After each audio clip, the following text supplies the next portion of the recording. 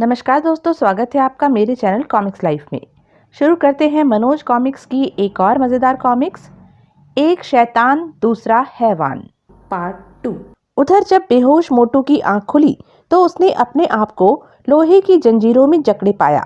इस समय उसका सारा मोटापा गायब हो चुका था। अरे, मुझे तो वह दैत्य निगल गया था, तो क्या मैं मरकर नर्क में आ गया हूँ? अभी वह अपने बारे में सोच ही रहा था कि तभी दो मत्स्य आकृतियां चमकीली पोशाकें पहने व मुकुट लगाए मोटू राम के सामने प्रकट हुई। तुम मत्स्य लोक के अपराधी हो। तुमने हमारे देश में बिना आज्ञा प्रवेश किया है, अतः तुम्हें इसकी सजा मिलेगी। मत्स्य लोक? हाँ, यह मत्स्य लोक है और अब तुम्हें मत्स्य रानी रूपमती के सामने पेश किया जाएगा। वे ही तुम्हारा फैसला करेंगी। अगर तुम्हारी रानी ने मुझे मौत की सजा सुना दी तो तुम्हें नरभक्षी कन्याओं के सुपुर्द कर दिया जाएगा। वह तुम्हारी बोटियां नोच नोच कर खा जाएंगी। चलो जल्दी करो, दरबार का समय हो रहा है। थोड़ी देर बाद मोटू राम को दरबार में पेश किया गया। मत्स्य रानी रूपमती हीरो जड़ी सिंहासन पर आसीन थी। इससे पहले कि रानी रूपमती मोटू राम को कुछ कहती, उसकी नजर मोटू की तलवार पर पड़ी और वह आश्चर्य से कह उठी, यह तलवार तुम्हें कहां से मिली? यह तो हमारे पूर्वजों की निशानी है। हम इस तलवार को पाने के लिए बहुत चिंतित थे। फिर तो आपकी चिंता हल हो गई महारानी। यह तलवार आपको सौंपना ही मेरा आपके देश में प्रविष्ट होने का कारण है। मोटू राम ने झूठ बोलकर युक्ति से काम लिया। तुमने हम पर और हमारे देश पर बहुत बड़ा उपकार किया है। यह हमारे मत्स्य देवता की निशानी है। 100 वर्ष पहले इसे यहाँ से कोई चुरा कर ले गया था, परंतु तुम्हें यह तलवार कहाँ से मिली? इस तलवार को पाने के लिए मुझे अनेकों संकटों व खतरों से खेलना पड़ा है और अब एक दुष्ट जादूगर इस तलवार को पाने के लिए मेरे पीछे लग गया है। जादूगर? हाँ, वह हीरो की घाटी में रहता है। हीरो की घाटी? कहीं तुम जादूगर बोकारू की बात तो नहीं कर रहे हो? क्या आप जादूगर बोकारू को जानती हैं? हाँ, अच्छी तरह। उस हैवान और उसके भाई शैतान कपाली को मैं अच्छी तरह जानती हूँ। क्या जादूगर बोकारू का कोई भाई भी है? हाँ, एक हैवान है तो दूसरा शैतान। महारानी जी, क्या आप जानती हैं कपाली कहाँ रहता है? यह तो मैं नहीं जानती, परंतु बोकारू के बारे में अवश्य जानती हूँ। वह हीरो की घाटी पर कब्जा करके महासिद्धि प्राप्त करने की कोशिश कर रहा है। जिस दिन वह सिद्धि हासिल कर लेगा उसी दिन वह अमर हो जाएगा। नहीं, वह कभी अमर नहीं होगा। मैंने कसम खाई है कि मैं जादूगर बोकारू को खत्म करके ही चैन की सांस लूंगा। पर तुम बोकारू को क्यों मारना चाहते हो?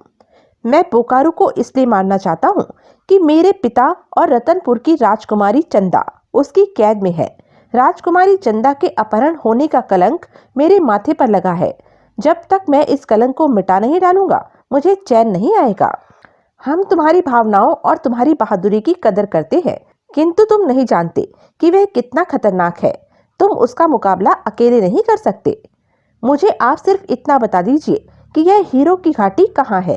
तुमने हम पर बहुत बड़ा उपकार किया है, अतः अब तुम हमारे कैदी नहीं मेहमान हो। हम तुम्हारी मदद अवश्य करेंगे, पर अभी नहीं। अब रात हो चुकी है, अतः आज की रात तुम आराम करो। सुबह हम तुम्हें हीरो की घाटी का पता बता देंगे। कहकर मत्स्य रानी ने अपनी सेविकाओं को आदेश दिया, हमारे मेहमान को महल में पहुंचा दो। सेविकाओं ने तुरंत मोटू राम के बंधन खोल दिए और उसे लेकर वहां से प्रस्थान कर गई। दूसरे दिन प्रातः ही मत्स्य रानी ने उसके कक्ष में प्रवेश किया। आइए महारानी जी, बैठिए। युवक, तुमने अभी तक हमें अपना नाम नहीं बताया और यह भी नहीं बताया कि तुम्हारे पिता जादूगर बोकारू की कैद में कैसे पहुंचे। मैं अपने बारे में आपसे कुछ नहीं छुपाऊंगा। मेरा जीवन इतिहास काफी लंबा है। संक्षेप में आप बस इतना ही जान लीजिए कि मैं इंद्रपुरी के सम्राट इंद्रसेन का पुत्र चंद्रसेन हूँ। तुम सम्राट इंद्रसेन के बेटे हो, यह जानकर हमें हर्ष हुआ। और हाँ, हीरो की घाटी में जाने से पहले हमारी 2 बातों का ध्यान अवश्य रखना। पहली बात, अगर कोई तुम्हें पीछे से आवाज दे तो तुम पीछे मुड़कर नहीं देखना, वरना पत्थर के हो जाओगे। दूसरी बात, राह में जो भी मिले उसकी बात पर यकीन मत करना। ठीक है, मैं आपकी दोनों बातें ध्यान में रखूंगा। और यह छड़ी तुम अपने पास रख लो। जब तक यह छड़ी तुम्हारे पास है, तुम्हारे ऊपर किसी भी जादुई शक्ति का असर नहीं होगा और तुम इस छड़ी को जो भी आदेश दोगे, यह उसका पालन करेगी। अब आप मुझे हीरो की घाटी तक पहुंचने का मार्ग भी बता दीजिए। सुनो, हमारी नौका तुम्हें नदी तट तक पहुंचा देगी।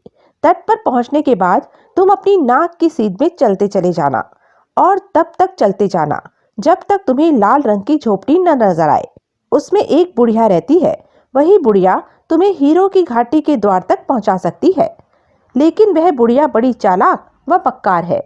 वह तुम्हें आसानी से हीरो की घाटी का द्वार नहीं बताएगी।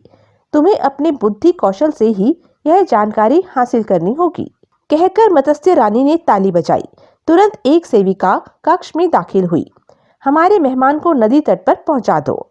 जैसे ही चंद्रसेन चलने को उद्यत हुआ, चंद्रसेन, हम तुम्हारी विजय की कामना करते हैं। बोकारो को समाप्त कर जब तुम वापस लौटोगे तो हम काली नदी पर तुम्हारा इंतजार करने के लिए पहले से ही उपस्थित होंगे। मैं आपको निराश नहीं करूंगा महारानी जी। इतना कहकर मोटू राम मत्स्य सेविकाओं के साथ कक्ष से बाहर निकल गया। कुछ देर बाद वह नदी के तट की ओर चल दिया। तट पर पहुंचने के बाद मोटू राम ने मत्स्य सेविकाओं से विदा ली। अब मुझे यहाँ से तब तक नाक की सीध में चलना होगा जब तक कि लाल झोपड़ी नहीं आ जाती। और फिर मोटू राम नाक की सीध में चल पड़ा। अभी वह थोड़ी दूर ही पहुंचा था कि बेटा चंद्रसेन, मुझ अभागे की सहायता करो। मैं बहुत दिनों से भूखा हूँ। नहीं नहीं, मैं पीछे मुड़कर नहीं देखूंगा। मत्स्य रानी ने मुझे मना किया था कि कोई भी पीछे से आवाज लगाए तो रुकना नहीं, वरना पत्थर के हो जाओगे। काफी दूर जाने पर मोटू राम को एक झील दिखाई पड़ी। मोटू राम ने डट कर झील का पानी पिया, फिर हाथ मुंह धोने लगा। तभी एक बूढ़ा उसके पास आया। बेटे, मुझे बहुत जोर की प्यास लगी है। अगर हो सके तो मुझे 2 अंजुली पानी पिला दो। मैं झुक नहीं सकता। हाँ हाँ, क्यों नहीं। लो बाबा, पानी पियो। भगवान तुम्हारा भला करे बेटा। पानी पीने के बाद, बेटे, तुम इस वीराने में क्या कर रहे हो? मुझे देखो, जब मैं 6 वर्ष का था तब यहाँ भटक गया था। पूरे 60 साल हो गए हैं मुझे यहाँ भटकते। मैं आज तक रास्ता नहीं ढूंढ सका। 60 साल से तुम इस वीराने में भटक रहे हो तो जिंदा कैसे हो? यहाँ खाते क्या हो? पानी कैसे पीते हो? खाने के लिए यहाँ फलों के अलावा कुछ नहीं है। वो भी पूरे इलाके में यहाँ एक ही पेड़ है, किंतु 10 दिनों से मेरी कमर की हड्डी में ऐंठ आ गई है, इसीलिए मैं कुछ खा भी नहीं सका। बेटा, क्या तुम मुझे उस पेड़ तक ले चलोगे? बड़े जोरों की भूख लगी है मुझे। हाँ हाँ, क्यों नहीं। तुम मेरे कंधे पर बैठ जाओ, मैं तुम्हें अभी ले चलता हूँ। ऐसा कहते समय मोटू राम मत्स्य रानी की बताई बात भूल गया था। पेड़ के पास पहुंचकर मोटू ने पेड़ पर चढ़कर जैसे ही फल तोड़ने चाहे, वह पेड़ से चिपक गया। हा हा हा, आखिर तुम चोट खा ही गए युवराज। देखते देखते वह बूढ़ा एक भयानक और काले दैत्य के रूप में बदल गया और न जाने कहां से उसके हाथ में एक कुल्हाड़ी आ गई। फिर वह दैत्य उस कुल्हाड़ी से पेड़ काटने लगा। तभी मोटू की नजर मत्स्य रानी की दी हुई छड़ी पर पड़ी। अगले पल, दिखा दे छड़ी अपना कमाल, कर दे इस दैत्य को लहूलुहान। मोटू का इतना कहना था कि छड़ी अपने स्थान से हटकर हवा में तैरती हुई नीचे जा पहुंची और दैत्य के ऊपर बरस पड़ी। हाय, मर गया, कोई मुझे बचाओ। युवराज, मुझे इस छड़ी से बचा लो, मैं तुम्हारे हाथ जोड़ता हूँ। ओ दुष्ट, अगर तू अपनी खैर चाहता है तो फौरन मुझे इस बंधन से मुक्त कर दे, वरना यह छड़ी तेरी जान ले लेगी। छड़ी की मार से जल्दी ही उसका सारा शरीर लहूलुहान हो गया। अगर मैंने तुम्हें बंधन मुक्त कर दिया तो बोकारो मुझे मार डालेगा, और अगर तुमने मुझे मुक्त नहीं किया तो यह छड़ी तुम्हारी जान ले लेगी। अतः तुम्हारी भलाई इसी में है कि तुम मुझे मुक्त कर दो।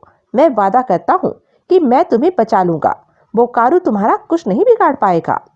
तो ठीक है, मैं तुम्हें बंधन मुक्त करता हूँ, पर पहले तुम इस छड़ी को रोको। मोटू राम ने तुरंत छड़ी को आदेश दिया।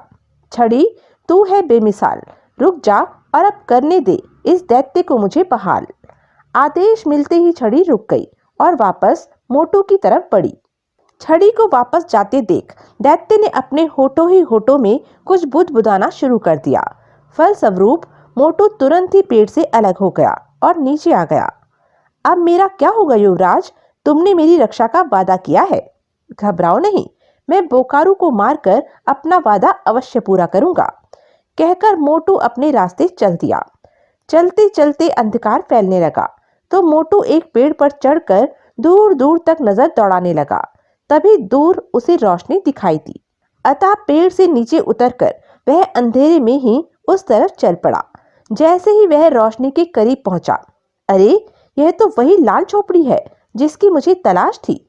अब मुझे दरवाजा खटखटाना चाहिए।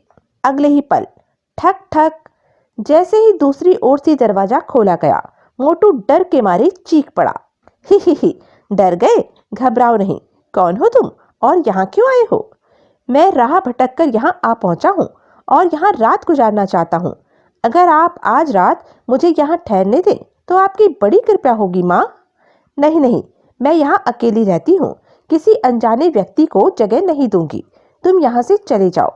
माँ, मैं रात के इस अंधकार में कहाँ जाऊंगा? बस आज की रात गुजारने दो, सुबह होते ही मैं यहाँ से चला जाऊंगा। ठीक है, रुक जाओ, पर सुबह होते ही यहाँ से चले जाना। कहकर बुढ़िया ने रास्ता छोड़ दिया और मोटू राम अंदर आ गया। तुम बैठो, मैं तुम्हारे लिए पानी लाती हूँ, हाथ मुंह धो लो, थके हारे होंगे। थोड़ी देर बाद बुढ़िया द्वारा लाए गए पानी से हाथ मुंह धोने के बाद, माँ मैं भूखा भी हूँ, अगर कुछ खाने को मिल जाए तो। हाँ, यह लो, थोड़े से फल हैं, तुम इन्हें ही खाकर अपनी भूख शांत करो। फल खाकर मोटू को नींद आने लगी और वह वहीं पर बिछी चटाई पर लेट गया। लेकिन सोने से पहले वह अपनी छड़ी को पहरे पर तैनात करना नहीं भूला था। मोटू के सोने के बाद बुढ़िया उठी और अपना रूप और भयानक बदलने लगी। फिर दबे पांव मोटू के निकट आकर घुटनों के बल बैठ गई और अपने दांत मोटू की गर्दन की ओर बढ़ाए। लेकिन जैसे ही उसके नुकीले दांत मोटू की गर्दन तक पहुंचे, छड़ी का भरपूर वार उसकी खोपड़ी पर पड़ा और फिर छड़ी ने लगातार उसकी पिटाई करनी शुरू कर दी। हाय मरी, बचाओ बचाओ, मैं मरी। बुढ़िया की चीख पुकार सुनकर मोटू की नींद टूट गई और अच्छा हुआ बुढ़िया, तू खुद ही अपने असली रूप में आ गई। अब अगर तू बचना चाहती है तो बता, हीरो की घाटी का द्वार कहाँ है? मुझे कुछ नहीं मालूम, मैं कुछ नहीं जानती। तुझे सब मालूम है। जब तक तू मुझे हीरो की घाटी का द्वार नहीं बताएगी, यह छड़ी तेरी पिटाई करती रहेगी। नहीं नहीं, मुझे छोड़ दो, मैं कुछ नहीं जानती। तू ऐसे नहीं बताएगी। ए छड़ी, इसकी पिटाई और जोर से कर। अगले पल छड़ी ने उसे और तेजी से पीटना शुरू कर दिया। बुढ़िया छड़ी की मार की ताब न ला सकी और ठीक है, मैं तुम्हें हीरो की घाटी के द्वार तक पहुंचा दूंगी, पर अपनी छड़ी को रोको। ठीक है, अभी रोकता हूँ। मोटू के आदेश देते ही छड़ी रुक गई। अब बताओ, हीरो की घाटी का द्वार कहाँ है और जादूगर बोकारू कहाँ रहता है? पर तुम कौन हो?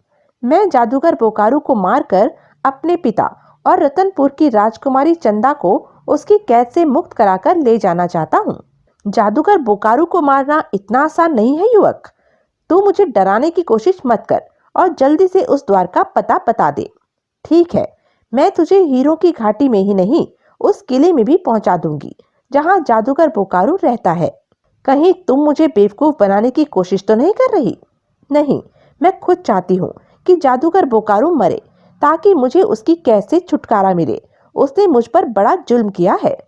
मैं उसकी सौतेली माँ हूँ, पर जब से हीरो की घाटी पर उसका कब्जा हुआ है, वह बहुत लालची व घमंडी हो गया है। उसने मुझे यहाँ हीरो की घाटी का प्रहरी बनाकर रख छोड़ा है। अगर तुमने उसे मार दिया तो मुझे भी इस नर्क से छुटकारा मिल जाएगा। ठीक है, अब तुम मुझे जल्दी से वहां पहुंचा दो। तो फिर तुम्हें इसी वक्त मेरे साथ चलना होगा, क्योंकि भोर होते ही वह जान जाएगा कि तुम जिंदा हो। फिर उसे मार पाना मुश्किल हो जाएगा। ठीक है, मैं तुम्हारे साथ अभी चलने को तैयार हूँ, तो फिर मेरे पीछे आओ। अगले ही पल बुढ़िया ने जमीन पर बिछी चटाई उठा दी। चटाई के नीचे एक चौकोर बड़ा पत्थर था। बुढ़िया ने उसे भी हटा दिया। पत्थर के हटते ही वहां सीढ़ियां नजर आने लगी। हीरो की घाटी का द्वार यही है। मैं यहाँ पहरा देती हूँ और जो भी यहाँ आता है उसे मार डालती हूँ। जल्दी ही वे सीढ़ियां उतरकर एक सुरंग नुमा स्थान पर पहुंच गए। यह रास्ता तुम्हें सीधा बोकारू के पास पहुंचा देगा, जहां वह इस समय निश्चिंता की नींद सो रहा होगा। तुम्हें भी मेरे साथ चलना होगा। अगर मैंने यहाँ से आगे कदम रखा तो बोकारो फौरन जाग जाएगा, अतः तुम अकेले ही आगे जाओ, मैं यहीं रहकर तुम्हारी प्रतीक्षा करूंगी। जल्दी ही मोटू गलियारे को पार कर एक विशाल कक्ष में पहुंचा, जहां एक पलंग पर जादूगर बोकारो सोया हुआ था। जैसे ही मोटू उसके नजदीक पहुंचा, जादूगर बोकारो की आंख खुल गई। तुम यहाँ कैसे पहुंचे? तुम्हारे अपनों ने ही मुझे यहाँ पहुंचाया है। अब तुम मरने के लिए तैयार हो जाओ। तुम मुझे मारोगे? हा हा हा। आदेश मिलते ही छड़ी ने विकराल रूप धारण कर लिया। यह देख बोकारो घबरा गया। तभी वह छड़ी पूर्ण वेग से बोकारो के सिर से टकराई और बोकारो का अंत हो गया। तभी हा हा हा। बुढ़िया, तू हंस क्यों रही है? मैं तुझ पर और तेरे नसीब पर हंस रही हूँ, मूर्ख युवराज। तूने मेरे सौतेले बेटे बोकारो को तो मार दिया, पर अब तू भी नहीं बच पाएगा। यह है मेरा असली बेटा कपाली। अब यह तुझे मारकर हीरो की घाटी पर राज करेगा और सोने के रथ का मालिक बनेगा। हा हा हा। एक शैतान तो दूसरा हैवान। शायद तुम दोनों की मौत भी मेरे हाथों ही लिखी है। मेरी जादुई छड़ी अभी तुम दोनों को भी समाप्त कर देगी। नहीं युवराज, अब जादुई छड़ी का कमाल खत्म हो चुका है। अब यह छड़ी तुम्हारी कोई मदद नहीं कर सकती। हीरो की घाटी व सोने का रथ पाने के लिए ही मैं चील बना था, पहचाना? हा हा हा। इतना कहकर कपाली ने कोई मंत्र पढ़ा। मंत्र के पढ़ते ही एक काला नाग हवा में लहराता हुआ मोटू की तरफ बढ़ा। मोटू बचाव के लिए इधर उधर भागने लगा। भागते हुए बार बार अपनी छड़ी को आदेश दे रहा था, लेकिन छड़ी पर उसके आदेशों का कोई प्रभाव नहीं पड़ रहा था और जल्दी ही काला नाग उसके करीब आ गया। लेकिन इससे पहले कि नाग उसे डस पाता, एक तलवार वहां प्रकट हुई। उस तलवार ने अपने एक ही वार से नाग का सिर धड़ से अलग कर दिया। उस तलवार को देखते ही बुढ़िया तेजी से भाग खड़ी हुई और कपाली एकाएक उसका सहारा छूटने की वजह से जमीन पर जा गिरा। अगले ही पल कपाली का सिर काटने के बाद तलवार बुढ़िया के पीछे लग गई। तलवार को बुढ़िया के पीछे जाते देख माता राम मन ही मन मुस्कुरा उठा और यह सोचता हुआ अपने पिताजी व राजकुमारी की खोज में चल पड़ा कि वह तलवार मत्स्य रानी को सौंपने के बाद अचानक वहां कैसे आ गई थी। जल्दी वह उस स्थान पर पहुंच गया जहां सम्राट इंद्रसेन को कैद करके रखा गया था। अलौकिक शक्ति द्वारा माता राम ने तुरंत अपने पिता को पहचान लिया। पिताजी महाराज। पिता को आजाद कराने के बाद माता राम ने उन्हें सारी बात विस्तार से बताई और राजकुमारी चंदा की खोज में जुट गया। जल्दी ही राजकुमारी चंदा भी उसे मिल गई। तभी तिलिस्मी तलवार भी बुढ़िया का सिर काटकर वापस युवराज चंद्रसेन के पास आ गई। अतः युवराज राजकुमारी चंदा व पिता इंद्रसेन के साथ सोने के रथ पर सवार होकर इंद्रपुरी की ओर चल पड़ा। रास्ते में इंद्रसेन ने राजकुमारी चंदा को बताया, बेटी, मैंने ही बोकारो को मरवाने के लिए अपनी आत्मिक शक्ति से तुम्हारे उद्यान में यह रथ मायावी रूप में प्रकट किया था और सपने में तुम्हें यह भी बताया था कि वह रथ वही ला सकेगा जिसके पास यह हार होगा। जल्दी ही रथ इंद्रपुरी जा पहुंचा। राजा यह देखकर प्रसन्न हो उठा कि उसका पत्थर हुआ राज्य जादूगर बोकारो के मरने के बाद अब पुनः पहले जैसा हो गया था। कुछ दिन वहां रहकर युवराज चंद्रसेन राजकुमारी चंदा को सोने के रथ में बिठा रतनपुर की ओर चल दिया। मार्ग में काली नदी पड़ती थी। मत्स्य रानी वहां उसके स्वागत के लिए उपस्थित थी। मत्स्य रानी ने उसका जोरदार स्वागत किया और बताया, राजकुमार, तुम्हारी रक्षा के लिए मैंने ही तिलिस्मी तलवार को भेजा था, क्योंकि मैं जानती थी कि बोकारो के मरने के बाद जादुई छड़ी की शक्ति समाप्त हो जाएगी। ओह मत्स्य रानी, मैं आपका यह उपकार कभी नहीं भूलूंगा। तब युवराज ने वादा किया कि वह वापस लौटते समय कुछ दिन उसके देश में अवश्य ठहरेगा। तत्पश्चात युवराज रतनपुर की ओर बढ़ चला। जल्दी ही उसका रथ रतनपुर के महल के आंगन में उतरा। सैनिक अपनी राजकुमारी को देख तुरंत महाराज नेकी सिंह को सूचना देने दौड़े। महाराज नेकी सिंह और महारानी पद्मा ने अपनी बेटी को देखा तो मारे प्रसन्नता के उनके आंसू निकल पड़े। उन्होंने दौड़कर अपनी बेटी को बाहों में भर लिया। माँ, पिताजी, मेरी बच्ची। और फिर वादे के मुताबिक महाराज नेकी सिंह ने अपनी बेटी का विवाह युवराज चंद्रसेन के साथ कर दिया। कुछ दिन बाद जब महाराज नेकी सिंह ने अपना आधा राजपाट युवराज चंद्रसेन को सौंपना चाहा, महाराज, यह राजपाट आप ही संभालिए और मुझे वापस इंद्रपुरी जाने की इजाजत दीजिए। कुछ दिन और रुक जाते बेटा, आगे जैसी तुम्हारी इच्छा। और फिर महाराज से आज्ञा ले युवराज चंद्रसेन अपनी पत्नी राजकुमारी चंदा के साथ इंद्रपुरी के लिए प्रस्थान कर गया। लेकिन मार्ग में वह सिपह सलार और अन्य सैनिकों को पूर्व अवस्था में लाने के साथ साथ तिलिस्मी तलवार मत्स्य रानी को देना नहीं भूला था। तो यह थी मनोज कॉमिक्स की एक मजेदार कॉमिक्स। ऐसी ही मजेदार कॉमिक्स के लिए बने रहे मेरे साथ। और हाँ, मेरे चैनल को लाइक, शेयर और सब्सक्राइब करना ना भूलें। धन्यवाद।